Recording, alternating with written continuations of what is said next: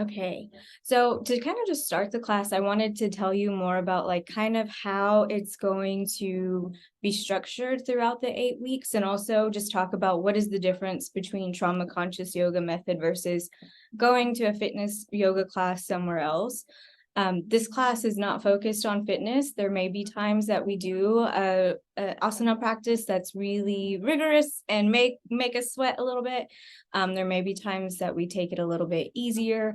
The idea of this class and the center of this class is to move towards healing through creating a mind-body connection, using yoga practices, using somatic therapy, interventions and things like that. So while this class itself isn't group psychotherapy, it is meant to be therapeutic.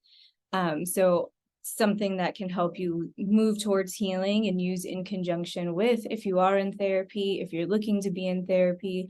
I have lots of people to make referrals to if that's something that you're interested in. But yeah, so it's very different from just going to a typical fitness yoga class. So if that's something that you were looking for and you're like, yeah, I'm gonna get a good sweat in today, maybe not. We're gonna take it easy moving into the asana practice today and just kind of get your feet wet and see how it goes. Okay. So the structure of the class is kind of every time we start, we're going to start with an intention setting. So we're going to sit and kind of do some grounding, some centering, some intention setting. So before each class, I'll have you journal and just kind of write down what is it that you're wanting to get out of the session for today or the class for today. Since today is day 1 and week 1, we'll kind of talk about what is it that you're wanting to get out of the entire process and why did you sign up? What is it that you're looking to accomplish while you're here, and how can you get there with these classes? So then we're going to do that before each class. We'll kind of go into a little bit of a Dharma talk where I do some psychoeducation about the brain, the nervous system, yoga and its benefits.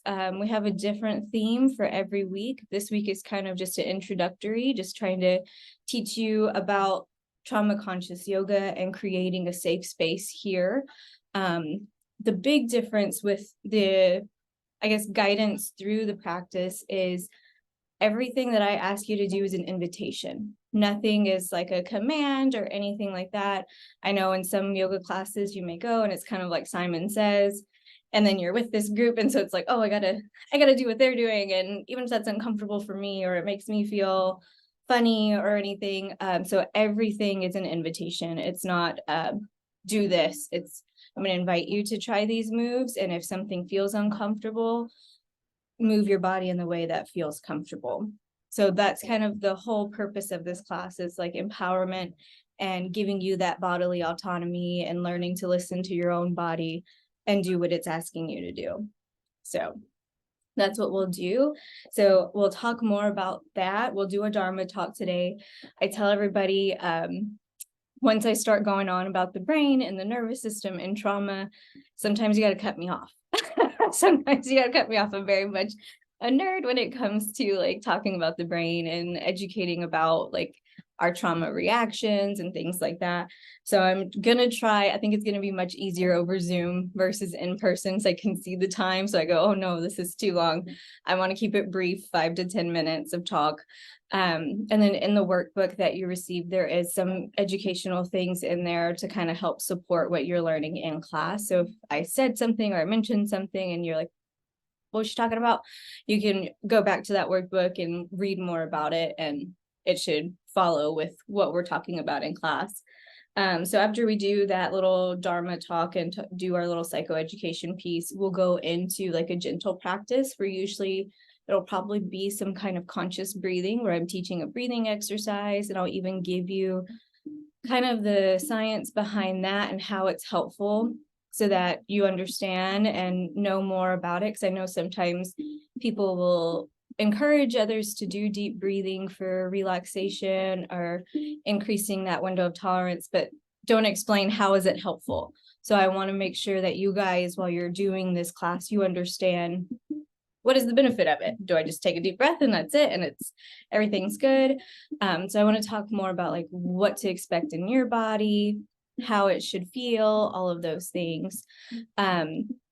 We're also going to, after that, we'll kind of move into our asana practice. So some days it may be longer, some days it may be shorter.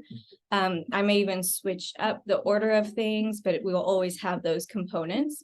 Because after our asana practice today, I'm going to give you a guided meditation to go through.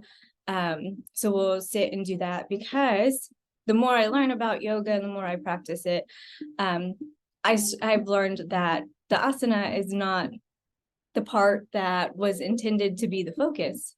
But here in Western culture, that is our big focus. It's fitness and stretching and doing this stuff to, like, you know, for our bodies, but not listening to our bodies, and, you know, not pushing them, or pushing them when we need to, you know, not actually listening to them. And so as I'm learning about it, I'm learning that the movement and the poses were created to either prepare people for long periods of meditation, or to stretch them out after long periods of meditation. So the whole practice typically was centered around the mind-body connection and mindfulness and meditation. So we're always going to have that meditation piece, and something that you can use outside of the class every time. So it can be something that you put in your list of things that you use for regulation and coping and everything else. And then after that asana practice, we will kind of, or after that mindfulness or the meditation practice, we will take some time to just kind of journal and write about your experiences, so that as it comes up, as different sensations and things happen in your body, you can journal that and talk about it, because you may notice tightness or tension in one part of your body. You may notice different sensations in different parts of your body with different movements or different meditation practices. And I want you to be able to reflect on that throughout the 8 weeks and see if there's, you know, maybe the tension that you felt at the beginning of class isn't there at the end of class, or maybe by the end of the 8 weeks, it's not there as prominently. So we'll just talk about all kinds of different things that can be helpful. And if you don't practice any of this regularly, hopefully helping build up your practice to a place where it becomes part of your daily routine and helping broaden that window of tolerance. So I'm going to talk about that a little bit. So I'm going to give you some space first to just kind of center, and kind of, hopefully you guys are like you're always in a place where you feel comfortable. That's why I said on the flyer or the information, bring your own yoga mat if you want, if you just want to use a blanket, if you want pillows, if you want bolsters, if you want anything that makes you feel comfortable, bring tea, a hot tea to the practice, you know, whatever makes you feel good, bring it with you. Because the idea, like I said, is that bodily autonomy, doing what your body needs in the moment. So I want to set the intention for today and for the whole class. Yeah, just thinking about, well, why did you sign up for this? What are you hoping to accomplish? And if you did bring a journal, which I hate that in person I have journals for everybody, I don't have one for you. Yes, there you go. Just write a brief, it doesn't have to be a whole paragraph or anything, just something about, like, what are you hoping to accomplish? And then we'll set an intention for just today. So I'll give you some space to do that, and then we'll talk about for today.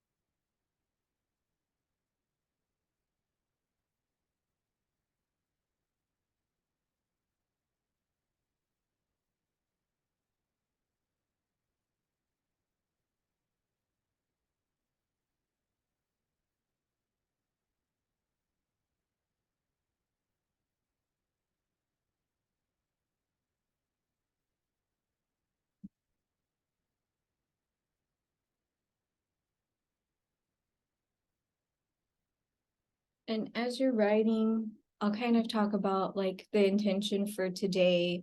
A big one that I'm hopeful for is just kind of going with the intention of I will listen to my mind and body without judgment and move in ways that my body needs me to move. So just being mindful of yourself, listening to your body, your thoughts, anything that comes up, your feelings, anything that comes up, and do it without judgment. Just let them be.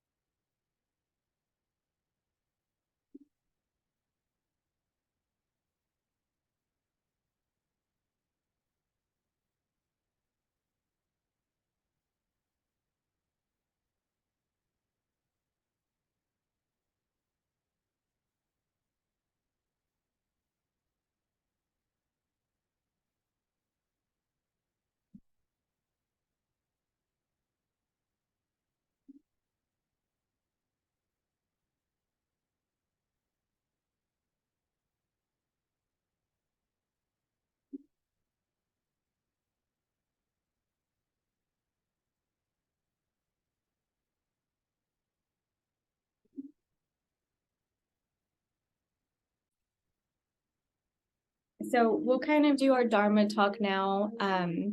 So during this time, if there's anything that you do want to write or anything, you're welcome to do so. Whenever we are doing the practices, definitely encourage you to just be in the moment and practice that mindfulness. And I'll give you that space to journal about it afterwards.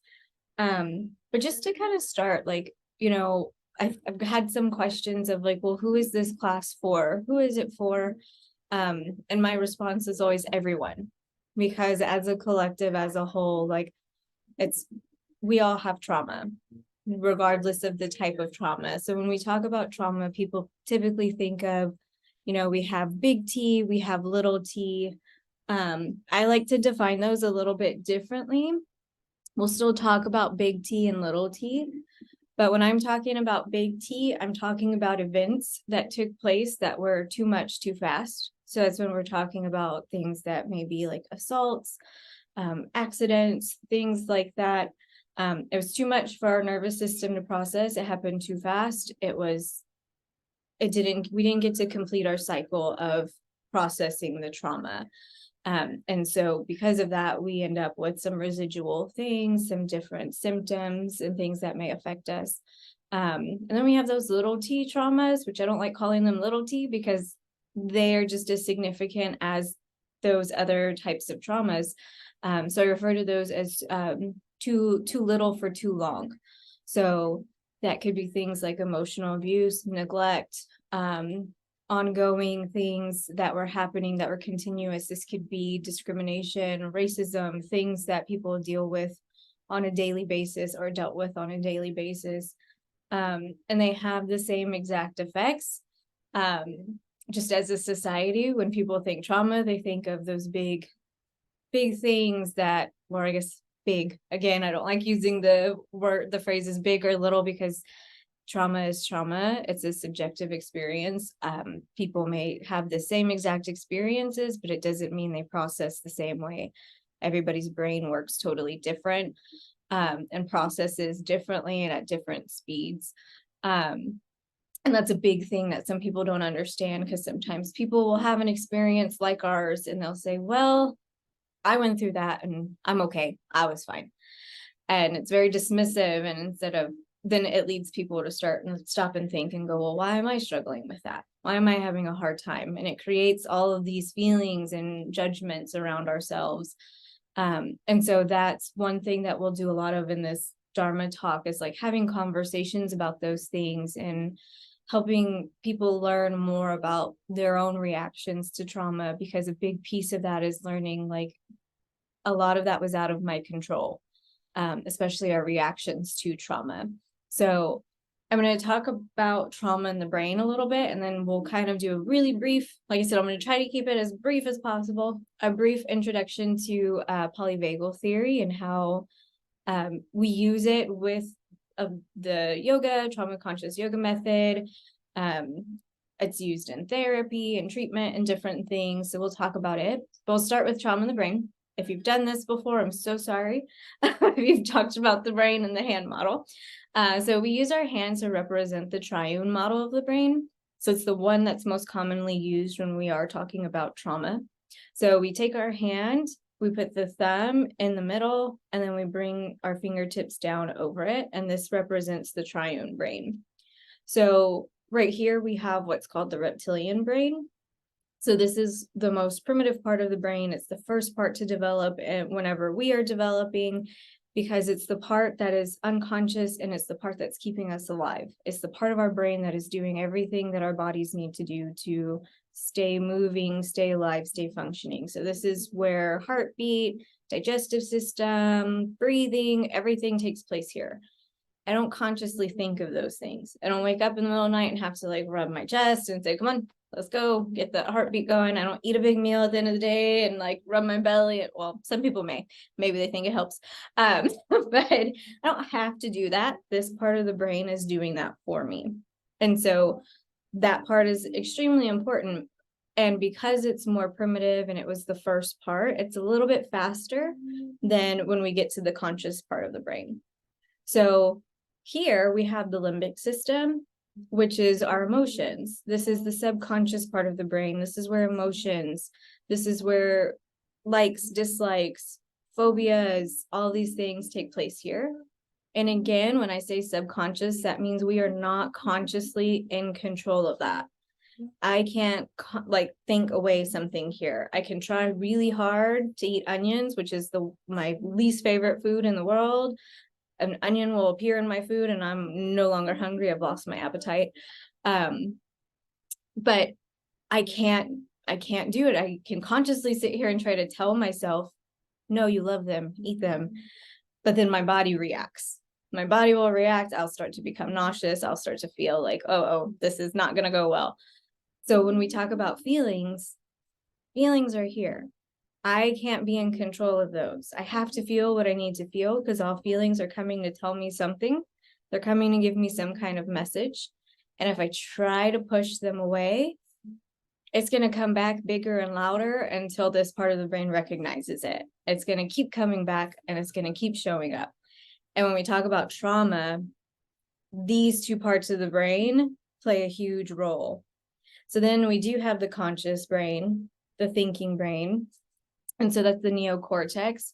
And this part of the brain, this is our thinking brain. This is where we can make decisions. This is where we can use our logical brain and actually go into deep thought and all of these different things. This is where the judgment comes from. Whenever we do start to feel things, we start to judge and do these different things. So when something stressful or traumatic happens, these two parts of the brain, we have something called the amygdala that serves as like the body's alarm system. And so when something happens that triggers that part, our brain, or that conscious brain, is no longer online, because these two parts of the brain tell it, hey man, you're too slow.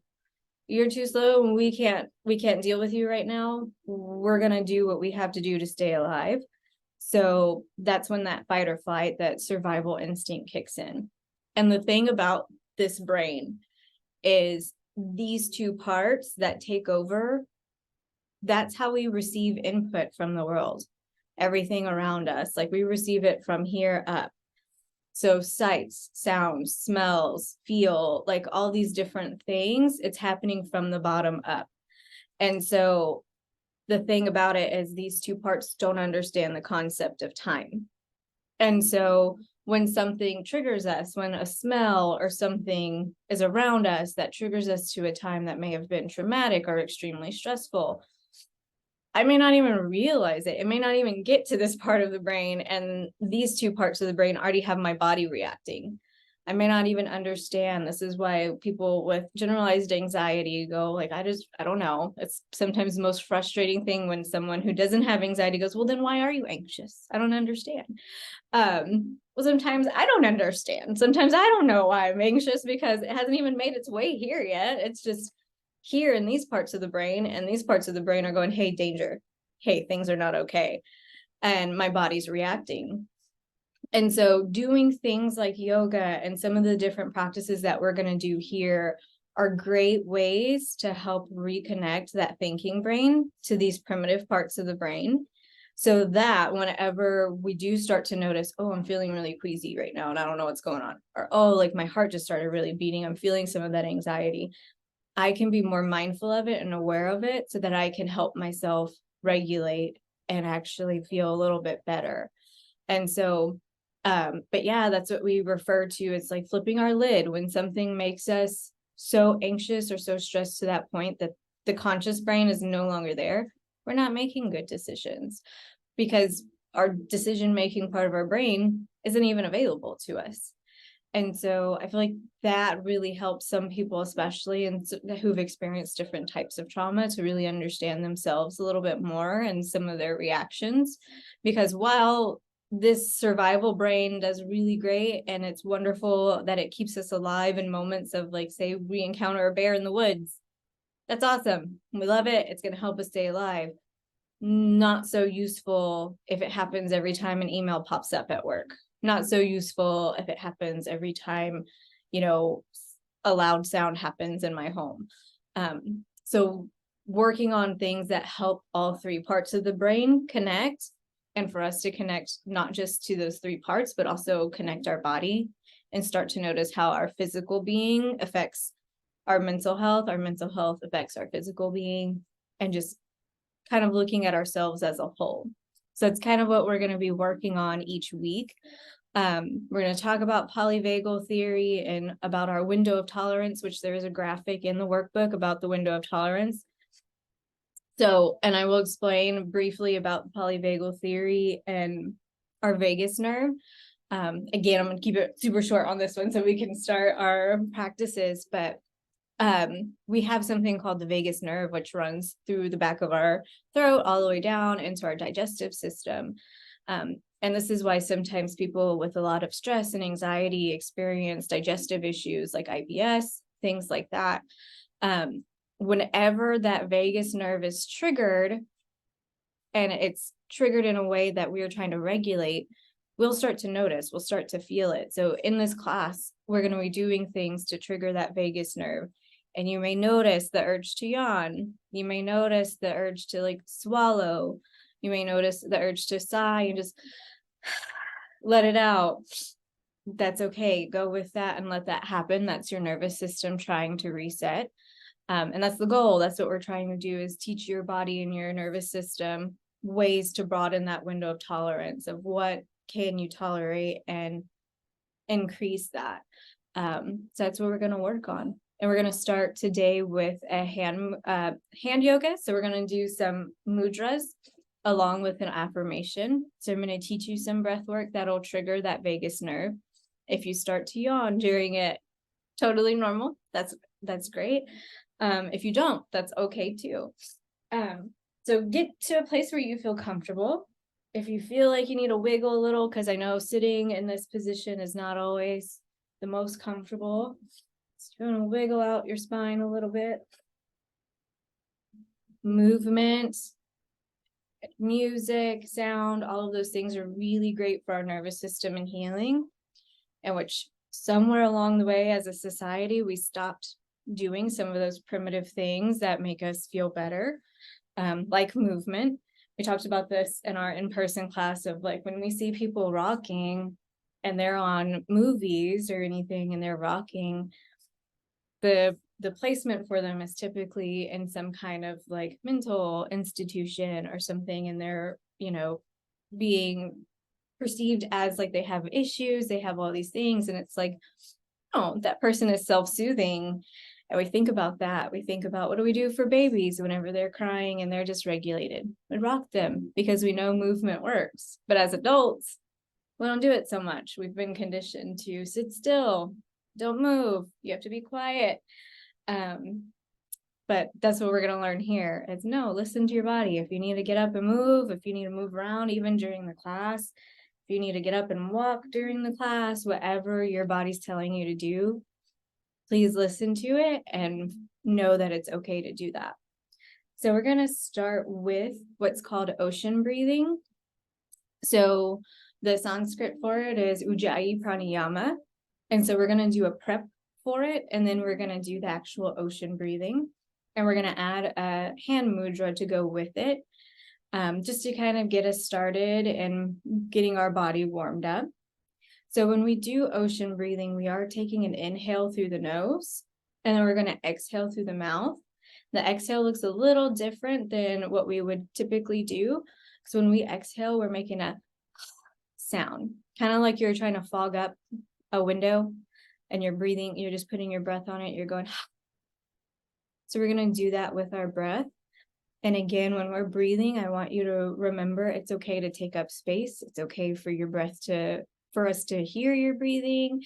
It's okay to just take up space and be present with your breath work. So we're going to do 3 of the prep where we breathe in through our nose with our mouth open, exhale. So we're going to go a little slower on the exhale than we do the inhale. And then I'll walk you through the ocean breathing. So here's prep. So let's breathe in through our nose. Then exhale. And you are always welcome if you feel comfortable with your eyes closed. Your eyes can be closed. If it feels more comfortable to have them open, either way is okay, whatever works better for you. We'll do 2 more. So breathe in and exhale.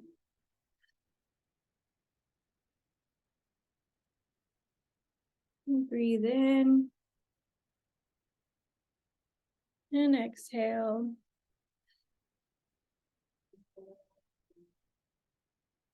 You may already notice that vagus nerve becoming triggered. You may notice feeling some of that and that yawn coming on. If you feel the yawn coming, let it out. If you want to stretch with it and that feels like it lets it out a little bit more, that's fine. And we're going to do the ocean breathing now as we would do it in our practice, which is we do the same exact thing, but we do it with our mouth closed on the exhale. And so we're still making that internal sound, but when we exhale, it's almost like we're not really breathing it out through our nose, and we're also not breathing it out through our mouth. You can feel some of it coming out, but it's almost like the breath stays internal.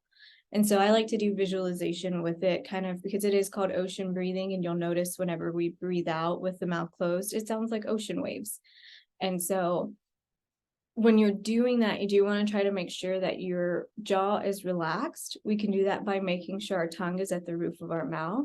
I'll show you real quick how it kind of looks and sounds, if you can still hear me whenever my mouth is closed. And then we'll practice 3 together, and then we'll add in our hand movements with it. So we're breathing in, we're inhaling. And then on the exhale, the mouth is closed.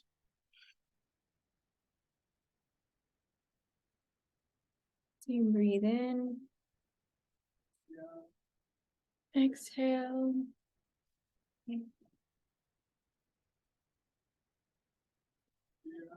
One more.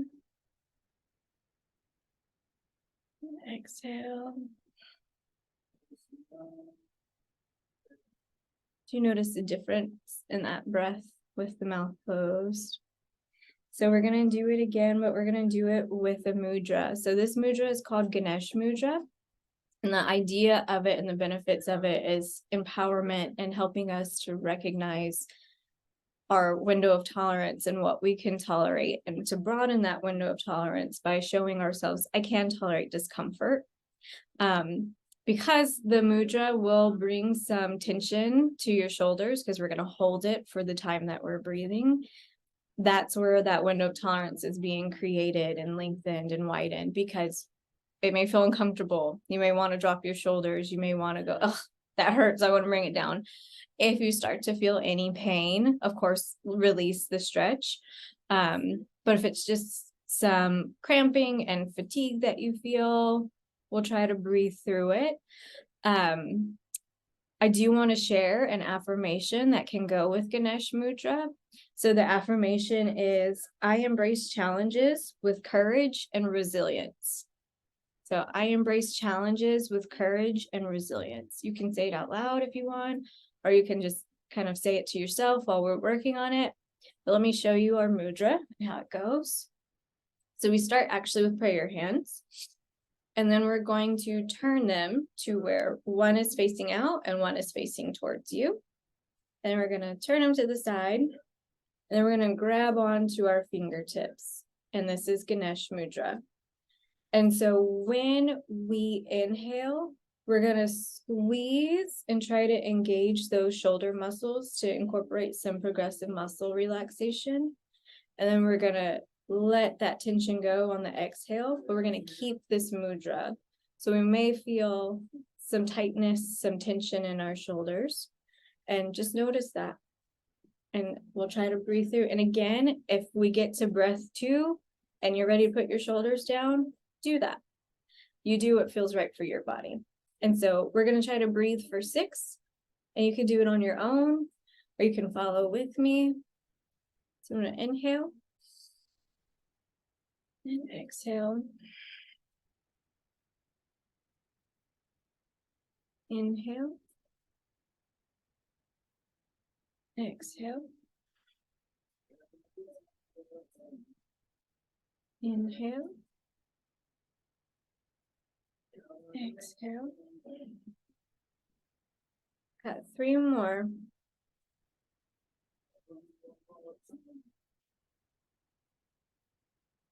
Number 5.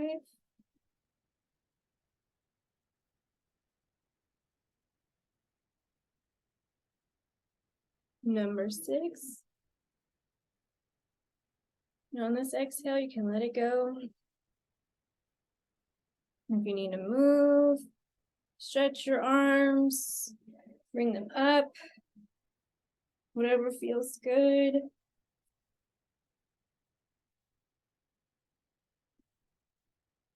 We're going to do that one more time, and then we'll start our asana practice for the day. I want you to just kind of, as we are getting started, just do a quick body scan and just kind of notice any tension or tightness in your body, kind of from your toes all the way through your legs, up all the way up to the top of your head. Notice if you feel any tension in any parts of your body, if you need to roll anything out. Notice that. Forgot to kind of have you gauge like the vagus nerve and the movement that you have, or like the range of motion right now. But if you'll turn your neck to one side and then to the other, and notice if one is more tense or tight than the other. And then when we finish for the day, we'll kind of see if there's any release of tension in those areas. So we're going to try that Ganesh Mudra again with the ocean breathing. And again, you go at your pace, whatever feels comfortable for you. I may breathe too fast, or I may breathe too slow. We're going to shoot for 6. And then if that works, keep going with it. Okay, so we'll start. And then we'll inhale. Exhale. Inhale. And exhale. Inhale.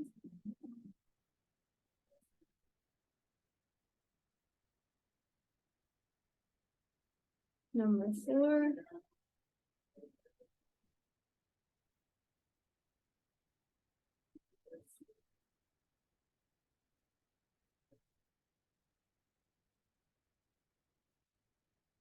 And do one more.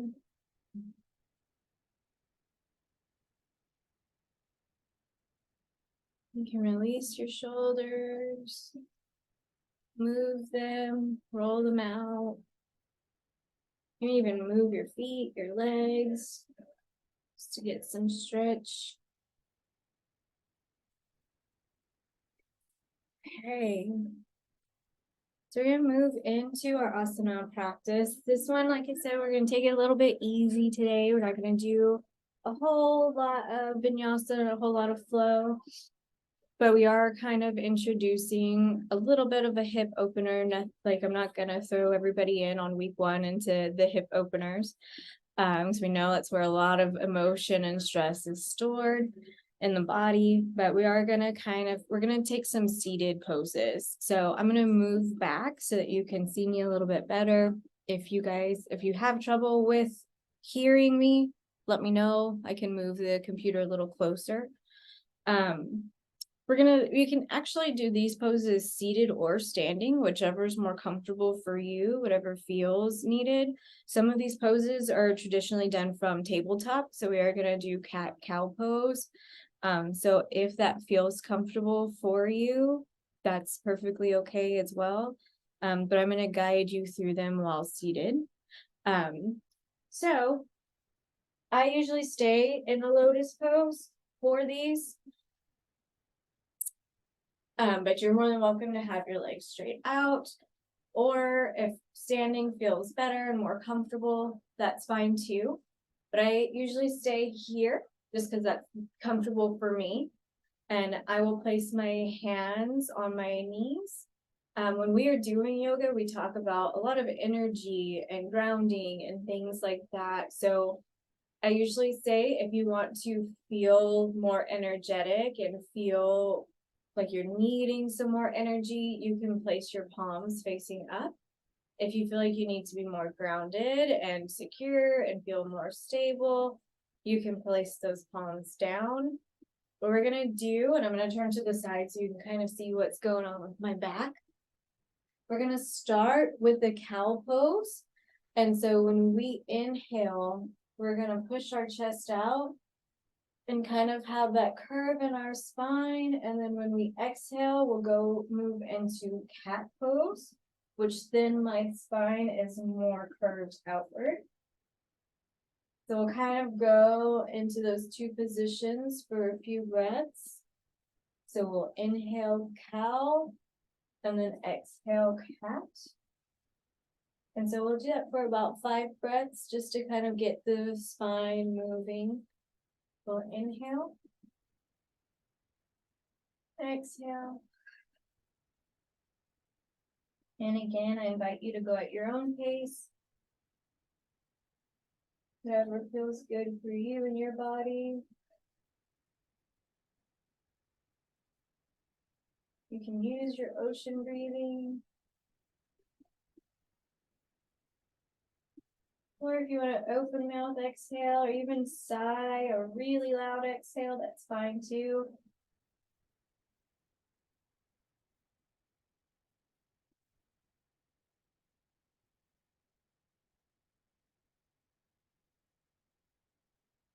Finish here. We're going to keep moving our spine, trying to get some flexibility in the spine. And we're going to go from here to a seated side bend. So I'm going to turn back this way so you can see. When we take that side bend, we'll place our right hand down on the ground.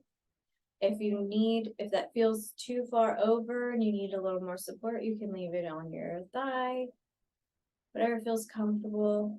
And we'll inhale and bring the left arm up. And then on the exhale, we'll lean over into that stretch.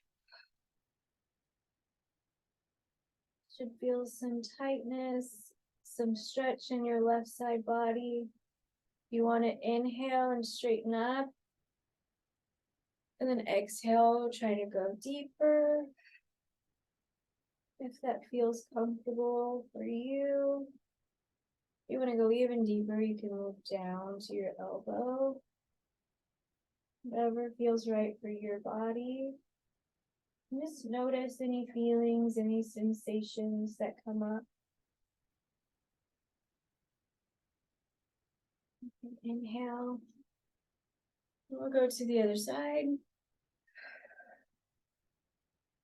And feel that stretch in your right side body. You may notice if one side feels like you can stretch a little bit further, or one side feels more tense.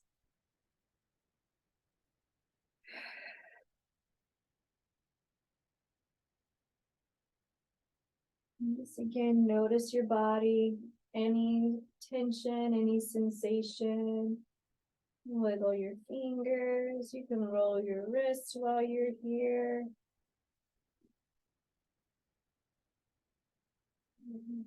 Keep stretching.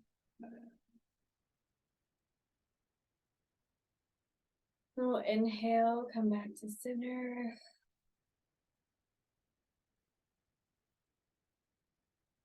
If you feel like you want to roll the spine, move it around.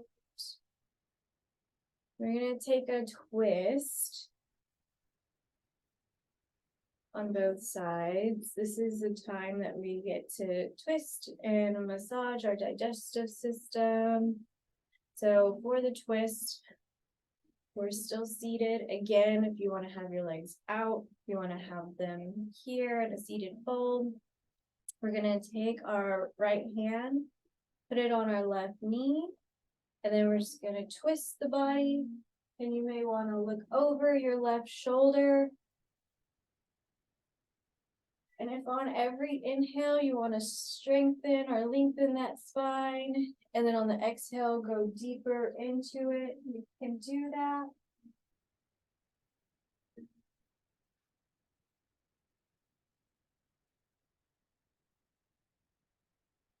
Let's take some breaths here.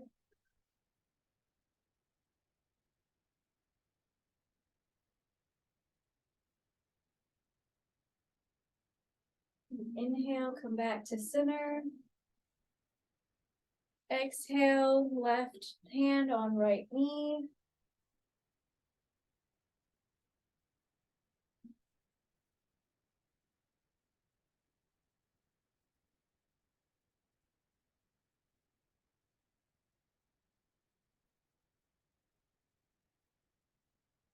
Inhale, back to center. Again, notice anything in your body. If you need a wiggle, if you need to move, you need to put those legs out. And so we will actually move your legs so that they're out. And again, any of these poses can be done in whichever way feels comfortable for you. If you want to add a pillow to support you underneath, if you want to do it from a chair, any of those can be done to just feel more supported. And so we're going to take a forward fold here. So we're going to inhale, bring our arms up. And exhale, fold forward. And again, if your legs can go straight, you can leave them straight. If you want to have a slight bend in them, that's okay too. Whatever feels good for you.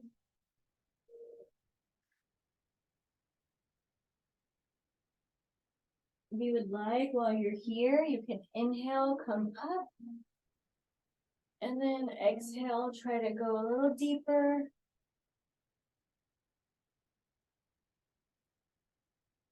Whatever is available to you in your forward fold.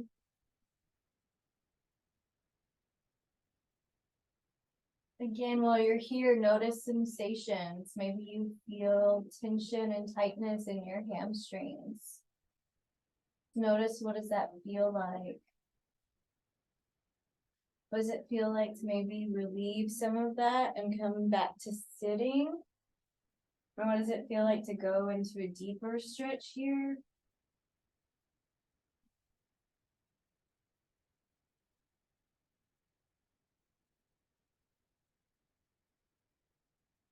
When you're ready, you can inhale and come back to center.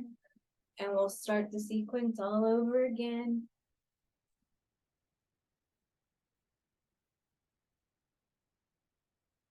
So again, we're gonna go into our cat-cow and focus on your breathing while you're doing these poses.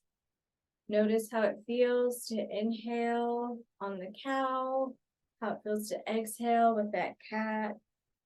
If you feel that nervous system resetting, let that happen and take any stretches that you need to. And so we'll do the cat-cow for 4 breaths for each pose. So we'll inhale, chest up, exhale. Again, feel free to take up space with your breath.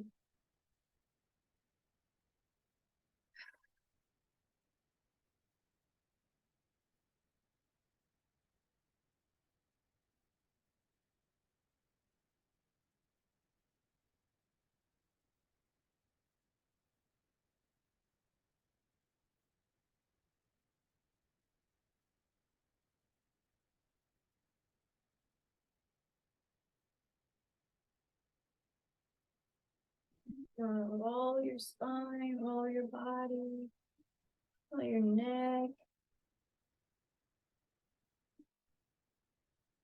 Whatever feels good. We'll take our seated fold or side bend. So again, if this feels good, place your hand on the ground and inhale. And exhale. Notice already this round, I'm bending a little bit more than I was the first round. The body's loosening up.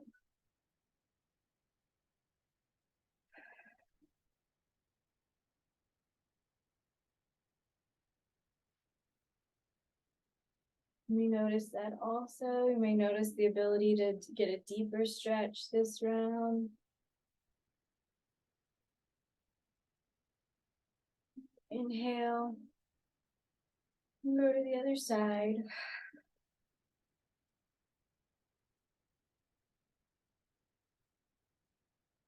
Notice again any sensations. Notice any tightness or tension. Just breathe into that.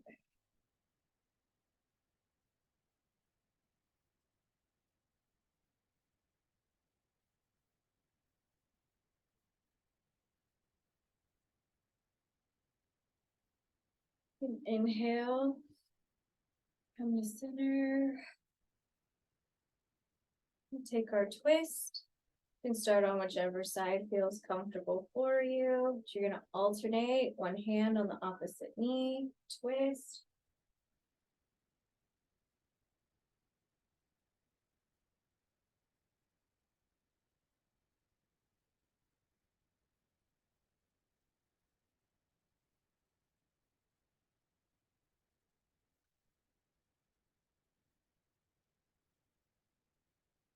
Come to center, and go to the other side.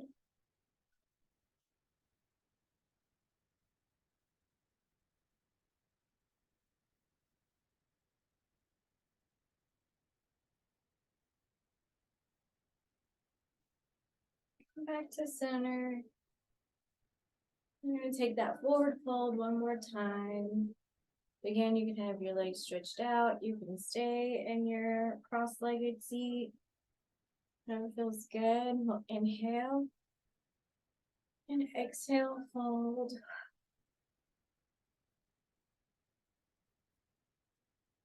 Again, you may notice you can stretch a little further. If that feels good to you, you can deepen your stretch.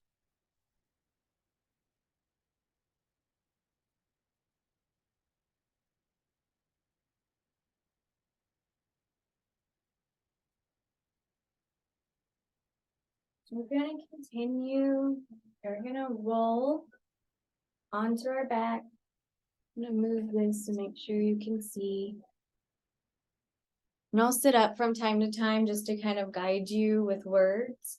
But you can stay. I will tell you about when to get up. And of course, if at any point in time you feel like you need to sit up, that's perfectly okay. You listen to your body and what it's asking you to do. So we're going to start here. And so I will say sometimes it feels a little more comfortable for people to leave their knees up versus keeping the legs flat. For some of us, that causes some tension in the lower back.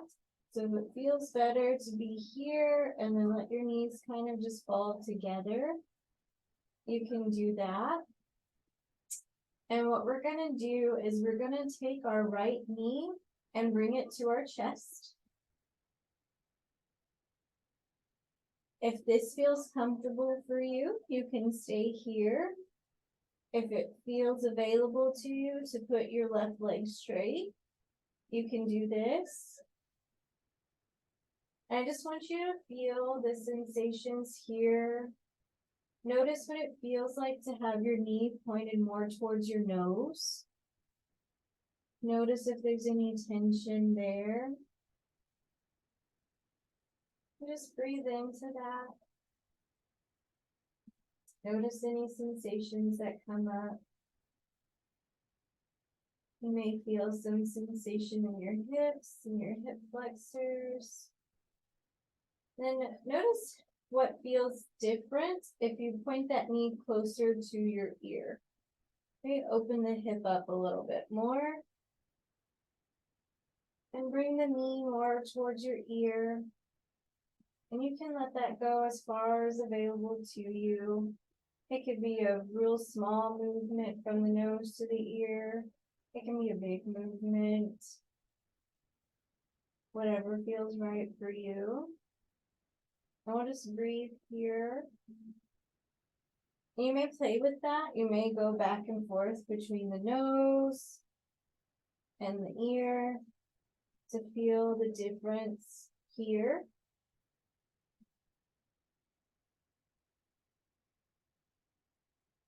When you're ready, you can bring your foot back to the mat and maybe bring both feet up to the mat and just kind of wiggle your hips out. We call it windshield wiper. I kind of just go back and forth just to stretch that lower back. When you're ready, we'll bring the left knee up. And again, if this is comfortable, if you're comfortable where you're at right here, you can stay here. Or invite you to try putting that right leg down. And again, notice how does it feel to have that knee pointed towards your nose. And do some ankle rolls while you're here. And then again, notice any changes in sensation if you point it more towards the ear. Again, it can be a small movement, it can be a big movement if you want to open the hip more. Just notice your breath here.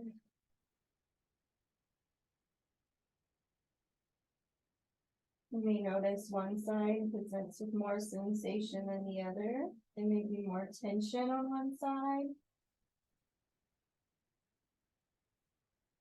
When you're ready, you can bring your feet back to the mat.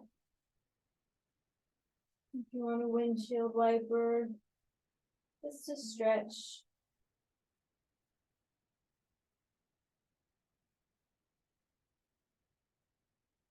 We're going to go ahead and take another twist down here. So you can bring that right knee back to your chest. Let that left leg go flat.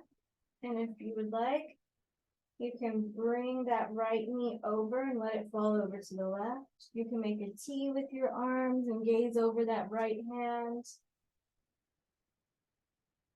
Just feel that stretch.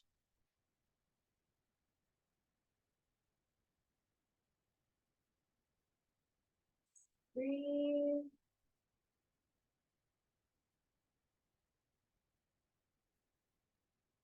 It's available to you to deepen. You can deepen that stretch. Come back to center and shake it out.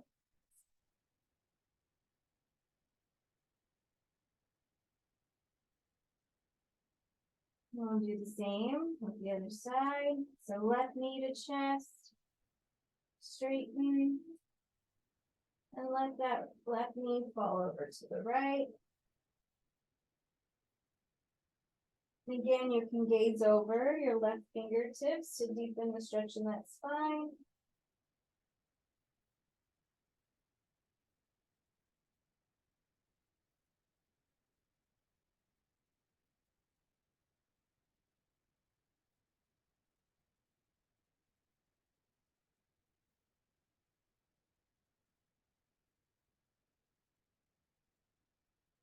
Come back to center. Stretch it out.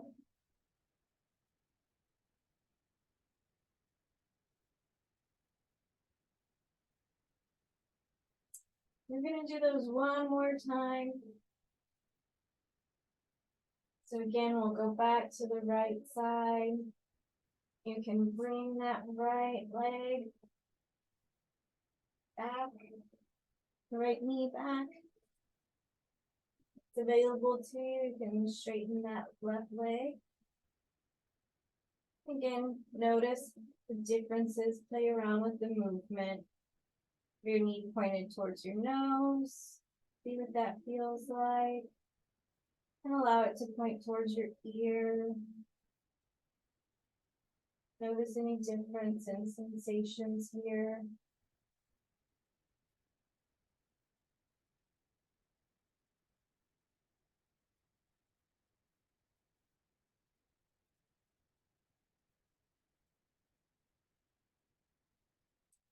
Bring your feet back to the mat and shakes out.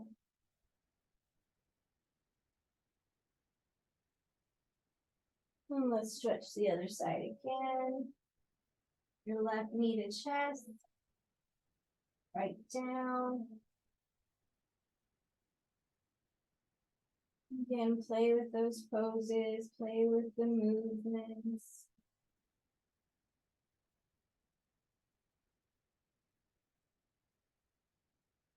Whatever feels good for your body.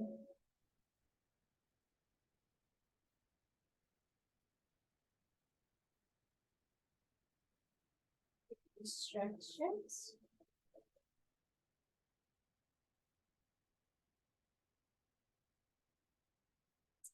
Now we'll take that twist one more time. Bring that right knee back up and let it fall over to the left. If you want to gaze over your right fingers, kind of make a T shape with your arms.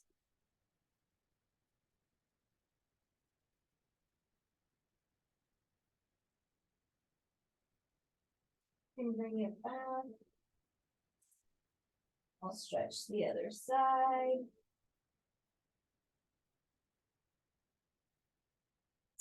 Left knee to chest. And let it fall to the right.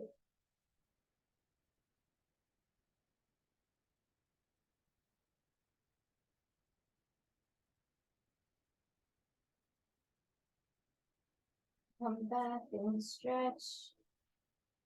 Shake it out. I'm going to invite you to stay here. And if you want to have your knees up and together, if that feels comfortable, if you want your legs flat in your final Savasana pose. Again, if you feel like you want to receive energy, you can leave your palms facing up. If you feel like you want to be more grounded, you can place them down on the ground. And I'm going to walk you through a guided meditation. We're going to do a meditation called Safe, Calm Place. So of those two words, I want you to decide which one resonates with you more, which one feels like you need it more. Is it a safe place, a calm place? Maybe it's both. And while you're here, maybe you try your ocean breathing. And I want you to, and again, your eyes can be open, closed, whatever feels safe for you, whatever's comfortable. I want you to imagine a place. It can be a real place, it can be an imagined place, something that you've seen in a movie or read about in a book. It can be any place, a place that you create in your mind. And as you're creating that place, I want to walk through the senses and just imagine, what would you see there? Notice any colors that stand out to you.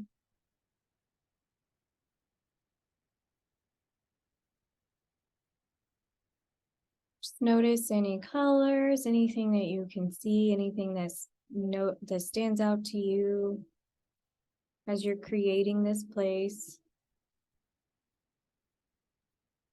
Anything that you can hear. Just notice what sounds may be there with you. Is there anyone there with you? Maybe someone is a safe person or a comforting person for you, and they're in this place with you. Maybe you can hear them. Maybe you hear sounds from nature. Maybe you hear just different music playing. Then any smells, anything that you can smell in the place. Maybe there's food.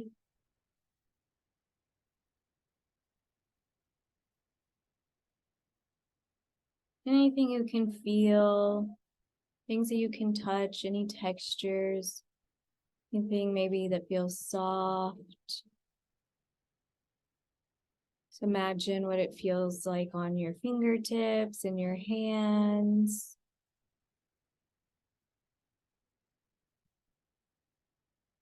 On your feet, your toes. And as you're here and focusing on this place, maybe you're noticing any feelings of relaxation or just some tension that may be melting away. Just notice what it feels like to allow that feeling to spread throughout your body. Maybe it's like a warm light that washes over your body while you're in this place.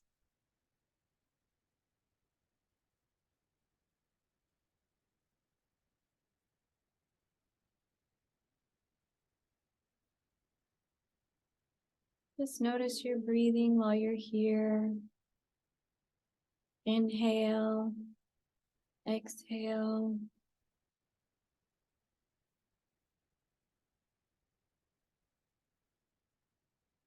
Just allow yourself to enjoy your safe or calm place.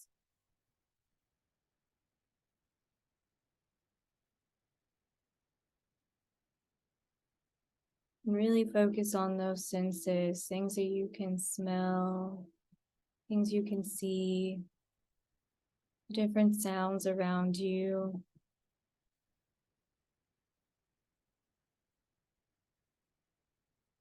Just continue to breathe.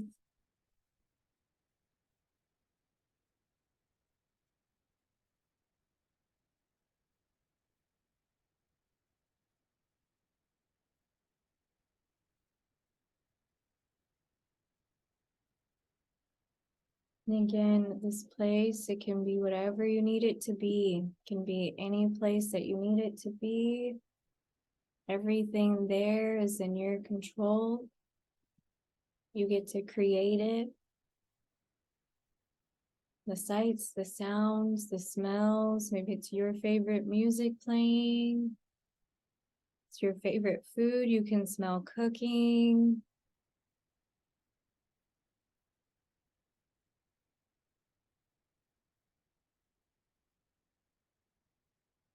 And bring any items of comfort there with you.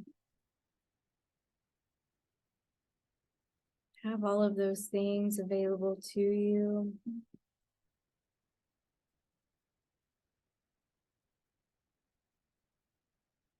Just continue to breathe and notice any sensations that come up. Any of those enjoyable sensations, just savor them and notice them.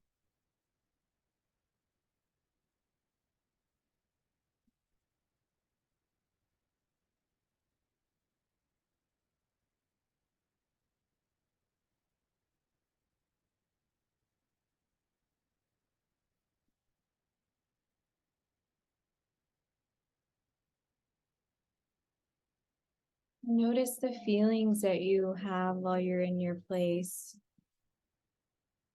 Notice what it feels like physically to have those feelings. The emotions that come up. And as those emotions or thoughts come up, don't judge them, just let them be. Continue to breathe.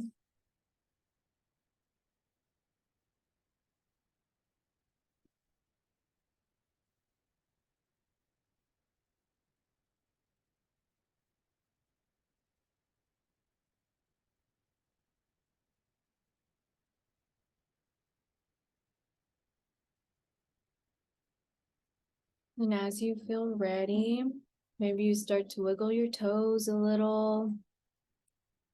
You start to wiggle your fingertips. And if you are ready, you can open your eyes. And know that that safe or calm place is a place that you can return to at any time. Anytime you feel that you need it, it's there and it's accessible to you.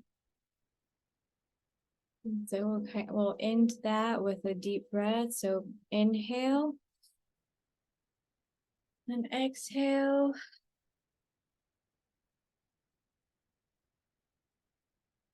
And if you're ready, you can return. If you need some more space in your Savasana, that's fine.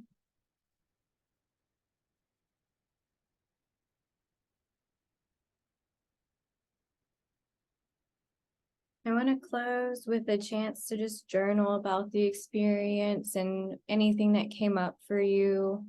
And I do want to give a reminder to go back to your workbook and see if there's anything in there that resonates with you.